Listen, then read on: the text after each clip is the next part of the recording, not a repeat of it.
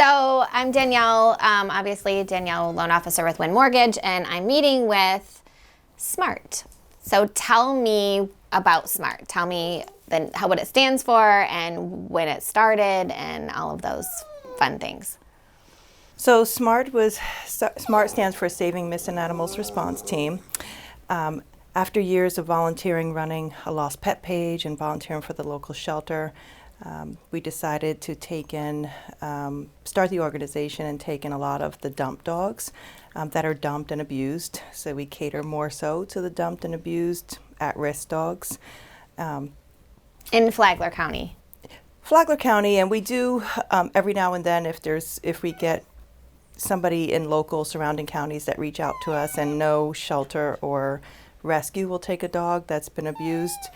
If it fits the criteria, I'll do it as well. But primarily Flagler County is, unfortunately, we have a big need here now versus what we had 9-10 years ago. Seeing a lot more of dumping, people getting young dogs, and as they get medical issues, they don't want them anymore. So we've taken a lot of those. We've taken a lot of Sheriff's Department criminal cases or neglect cases. Families whose dogs have the owner passes away and the dogs have nowhere to go. We take in a lot of those as well. Where are all of these dogs? All in foster homes. We are blessed with many great fosters in the area. 9 times out of 10, I will have a day where I'll take in 3 dogs. I have no idea where I'm putting them. I'll put a cry out on social media, usually Facebook, and by the grace of God, we get it done. And we find people to open up their hearts and homes and help us. So then the dogs that are in the foster homes, how do you get them adopted? A lot of posting, social media. The families will send us videos and pictures of how they're doing, socialize them. Some of our dogs need training if they've been abused and they're not acclimating very well. So we'll do fundraising and do the training as well if they really need it. A lot of the dogs, honestly, just with a little bit of love, and this is why we do it. Right? Oh my God. A lot of the dogs, just with a little TLC and seeing that you're not going to hurt them, they kind of bounce back on their own and do very well. They're very grateful to go from living outside or abuse, no food, to a normal life. They transition very well. Yeah, because then they're finally happy and they're warm and they have a full belly. Yes. And now, do you work with local trainers in the area? We do. We have a handful of trainers that we work with that are very good. Lauren Driscoll over at Pet Peeves, she's amazing. She's always willing to help our rescues. She's with Old Glory Service too, right? Yes, she is. We do work with a few board and train facilities, hold on training. Oh yeah, Taz. Yes, Taz. I just saw that Now he was at the Pink Army thing, and he seemed totally goofy and normal to me.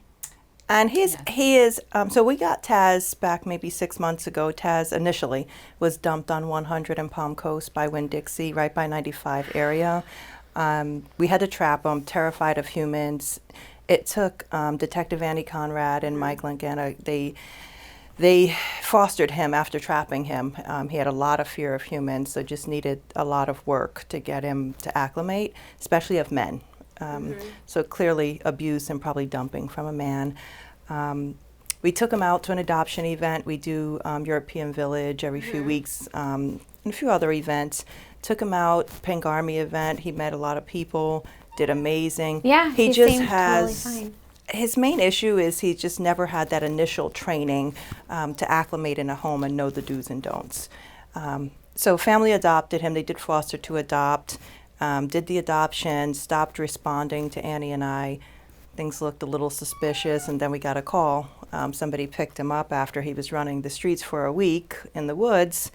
The chip came back to our vet, which we leave the chips registered to our vet as well.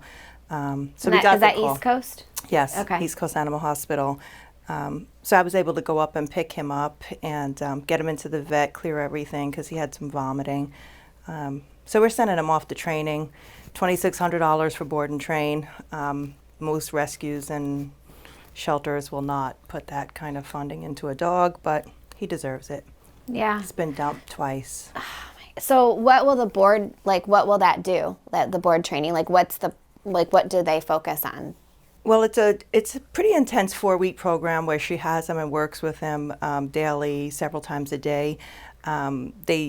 They do a lot of training to focus on just the behaviors that he has. Like when we got him back, he didn't have like that territorial possession stuff before, where now he's growling if you go to touch his bowl when he's eating. Okay. So we're getting him back worse than how he was adopted. Because he feels like like humans have failed him. Yes. So he was fearful even when I picked him up. He growled at first when he saw me getting out the car. When he realized who it was and remembered, he came running up and kind of wrapped his paws around me. So it just shows you they want to feel safe, and loved. So the training it's a hit for us financially because we rely on donations and fundraising events. Without a facility, you don't open yourself up to a lot of the grants that shelters get. Right. So that's where the funding is. You have the one grant thing that you're trying to get, right, where people have to vote? Yes. So talk about that a little bit. It's just different grants that some of the bigger organizations do, like ASPCA's and things like that. They'll do for more so rescues versus shelters. So those are by vote. So we have it on our Facebook page where you can go on and vote. There's probably 500 organizations in on it. So we're in there trying to get the votes to try to win. If we can get $5,000 out of it, it'll help. Yeah, every little bit helps, cover. Right? Yes. So the Facebook page is SMART, or is it all split up? It's SMART, Saving Missing Animals Response Team. Okay. Yeah, because if you put just SMART, a million things come up. Yeah. Okay. And then so people can vote. That's one way to help SMART. And then you take like monthly donations? Absolutely. Okay. Absolutely. Monthly, setting up a monthly donation, I don't care if it's $25 a month. If you get 100 people to do that, it's instead of getting a call about a dog who's been hit by a car and has nowhere to go and you need $3,000, at least you have a head start every month with funding for animals. Stuff there. Yeah. Now, how many dogs do you have right now that are, like, how do people know what dogs you have for adoption? Is it on a website, like, where they can look at? Sometimes because we've been lacking in volunteers to help us upkeep things, a lot of it has been just me doing. So we are looking for help to kind of keep the website, volunteers that will help us, that know the social media end of it. Most of them I keep on social media. Facebook is my primary place that I post them. But if anybody emails or goes on social media looking and they're looking in the email, I'll always match them with what they need. Okay. It's hard because a lot of our dogs being abused, if we post them on social media and they're not really ready, people are trying to adopt that dog or want to meet them and they're not ready yet. So like a Taz. Taz needs he needs some. Some help. So these babies, where did you find them? These babies, we got a call about a house that we actually rescued a few abused dogs from before. And the family moved, and these babies were found under the camper after they moved. So it was mom and babies. So the person that found them kept mom, and I took in the babies. So they were, typical 7-week-old babies, loaded with fleas, worms, everything you can imagine. So we found 2 foster homes because we had 5 altogether. So one foster has 3, the other 2. They're heading in 2 weeks for their last. So there was 5? 5 babies, yes. There was 5 of you? Oh my goodness. You're a baby. Oh my goodness. And do they have names, or you don't name them? We didn't because they're babies. They'll go quick. So we didn't even name them. All right, so if anybody wants these babies, then they just go right on your website or your Facebook, and then... Either one. And even the website has a contact form if you're looking to adopt. And if you do the contact form and tell us what you're looking for, puppy, senior dog... Are they ready to go now? They are. We can let them go now. They've had their second round of vaccines already. The third one is in 2 weeks. With the puppies, we do foster to adopt until they are spayed, just to make sure that they get their spay and neuter. Yeah, they need to get... Yes. That's like a huge thing. Yes. people need to spay and neuter their dogs. Absolutely. And chip. And chips. Yeah, I'm bad about that. I need to get them chipped. Yes. I do have like the air tag, Right, right. but I didn't do the chip thing. Well, not on Axel, but the other 3 I think have chips. Yeah. Yeah, so spay and neuter, microchipping is definitely important. You know, and having tags on is good too. But the microchip, at least you know, if a dog gets lost, goes in the woods, and something gets snatched off, the Yeah, microchip the would microchip always will come be back there. to you. Yes. So then, what's your major need right now?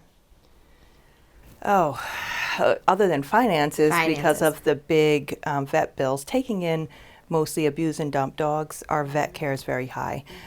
We usually have to do the spay, neuter, vaccines, deworming. Most of them come with skin issues, everything you can imagine. Some of them dental so bad that they can't even chew food, some of the seniors. So we do everything. We don't just do vaccines, deworming, and send them out. If they need a dental, need teeth pulled, we do it, despite the cost. Yeah. So, you know, and I think the biggest need that we've been talking about and working on is trying to find a piece of property that we can build kennels and have kennels for dogs that we take in. We take in a lot of dogs at nighttime and overnight. We get a lot of calls about dogs. Could be on the highway or US 1, somewhere in a danger zone. Sometimes I'll have the sheriff's department deputies call me that need assistance. It doesn't matter what time, day or night. I'll always go out and help them. But where do you take a dog that's found at 10 Right. o'clock at night or midnight? So having a facility and a place with kennels to be able to take the dogs, especially an abused dog that we don't know much about, to have a place to take them would be amazing. Right? Yeah. Okay. And what's your next event? Or when can people like go to you and see animals, like see them? So our first event is the 31st of this month, and it's at Loopers Par and Grill. It's where the old Green Lion was on the Palm Coast golf course. Oh, okay. Do you know where that is? I don't. So before the Hammock Dunes Bridge, instead of going right to the European Village, you go left into that residential Right on the golf development, the golf course. Oh, okay. So it So was the it's Green Lion. Loopers? It's called Loopers, which I found out a full 18 hole of golf is called a loop. Oh, well, see, Because people were apparently like, I well, didn't know either. why is it called Loopers? And then, of course, I had to do some investigating, and Yeah. Loopers Par and Grill. So then you'll bring dogs that can be adopted. Well, Yes. Can they go like that day if they? They have an application to fill out, and of course, Okay. an adoption fee. Okay. And a little bit of investigating. We don't just to make give- sure, yes, yeah. that they That are they don't hopefully not dump them criminals. again. Yes, Yeah. yes. But that's part of the problem, I believe, is that they just take so much dedication, whether they're puppies or they have been abandoned. They have to be really dedicated families to give that time and effort, undivided attention to each case. How much is the adoption fee usually? We do 200 across the board, regardless Okay. of how much we put into the dogs and their needs. A lot of our dogs the adult dogs have heartworms. They're living outside. They're not on monthly prevention, and a lot of them end up with heartworms. So we do the fast kill treatment to make sure that when they are adopted, they're going in good health, and get that cleared up.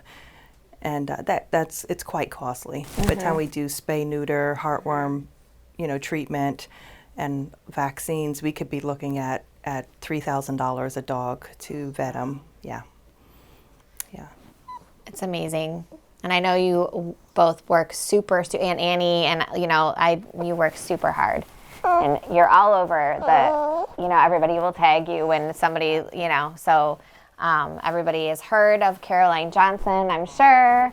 And so please just do anything that you can to help. Like, if anything, the littlest thing is to like the Facebook page and to share it for any animals that are looking to be adopted or events. I think is just spreading the word is huge. Right.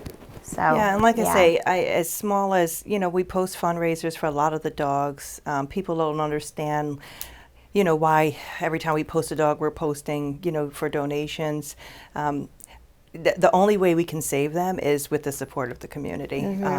If we have businesses that want to sponsor and help, it's so appreciated. I mean, it helps the business, it helps us. A lot of the events we do, we're looking for event sponsors. So a lot of local businesses have been really good with that, with stepping Yeah. up and sponsoring. So that's Event been sponsors. amazing. Yeah. Yes. Okay. So event sponsors too. That's huge for the funds. Yeah. Yes. Awesome. Well, thank you for coming. And, you know, every little bit helps, I think. It's a babies. Ooh, those are babies. Awesome. Thank you.